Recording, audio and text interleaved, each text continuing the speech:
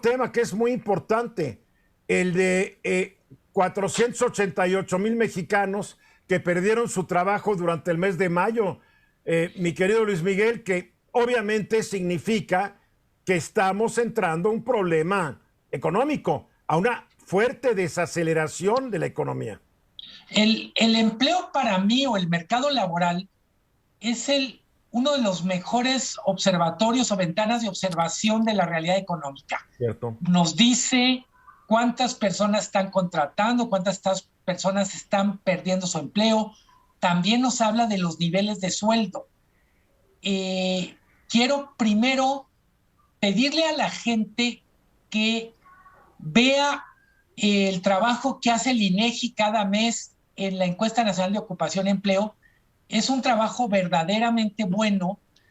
Se habla mucho de los datos generales, tasa de desempleo, etcétera, pero cuando nos metemos a detalle, que es lo que quiero compartir en este comentario, salen muchos más temas.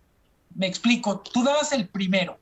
500,000 de personas se quedaron sin empleo en el mes de mayo o en la medición que se hace en el mes de mayo.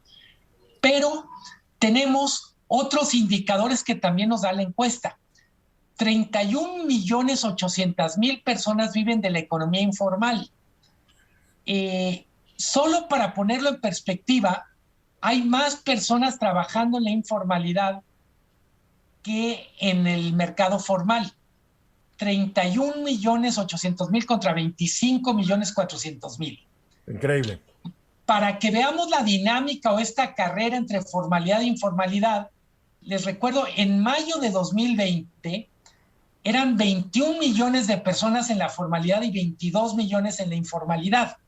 Dicho de otra manera, tenemos 9 millones más de empleos en la informalidad entre mayo del 2020 y ahora, comparado con solo 4 millones en la formalidad. Porque la economía formal no da para generar estos empleos.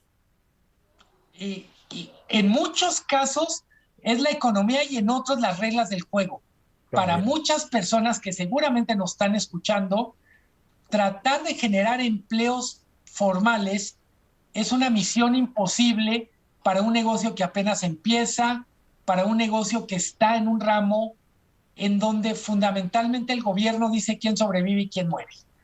Luego tenemos un dato que para mí es probablemente el más duro de nuestra información laboral.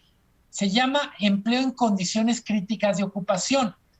¿Qué quiere decir empleo en condiciones críticas?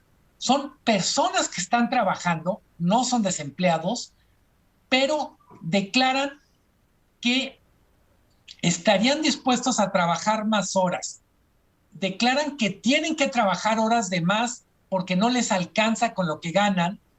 Digamos, personas que trabajan más de 48 horas a la semana, pero ni aún así alcanzan a flotar.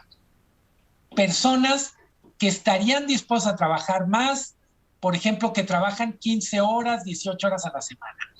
30% de la población ocupada en México está en esta categoría en condiciones críticas de ocupación. ¿Podríamos decir que es 30% los que trabajan están en condiciones de supervivencia? Sí, literalmente con la soga al cuello o con el agua por la nariz. 30% de 57 millones son un poquito menos de 17 millones de personas que pues, son ellos. Tenemos un problema con tu señal, Luis Miguel. Perdón, estoy...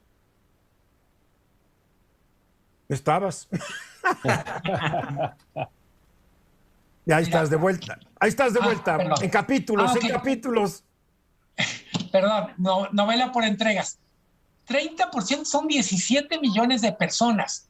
Entonces decimos 31 millones en la informalidad, 17 millones de personas en condiciones críticas. Y como decía, y en verdad una felicitación al INEGI por el trabajo que hacen en estos indicadores, también nos dan la tabla de los salarios. Hijo, es para llorar. 80% de las personas empleadas en México ganan 3 salarios mínimos o menos. O dicho de otra manera, solo 20% gana más de 3 salarios mínimos. Pero lo más Ese es nuestro mercado cuando laboral. entras al detalle, ni el 2% de la población gana más de 5 salarios mínimos. Es más, 6% de la población no recibe ingresos. Y no, a ver, es de verdad, los datos no tienen desperdicio, pero nos hablan de una realidad donde simplemente la economía no funciona para más de la mitad de la población. Así es. Una cosa terrible es una persona que trabaja más de 8 horas diarias y no puede salir de la pobreza. No, y lo que trabajan también el mexicano, más de 48 horas de trabajo a la semana, el 27%. O sea, trabajar y trabajar para no salir de la pobreza. Ahí nos quedan 3 segundos. Luis y Marcos, te quedan ustedes con las ganas de comentar porque, a ver, rápidamente, Marco. Una de las debilidades mayores que hace que la gente caiga en pobreza es la debilidad en los ingresos. Y otra vez estamos viendo 17 millones que podrían caer en la pobreza en cualquier momento. Está complicado. Gracias, Luis Miguel, por tu comentario y gracias a ti, Luis, por tu no comentario.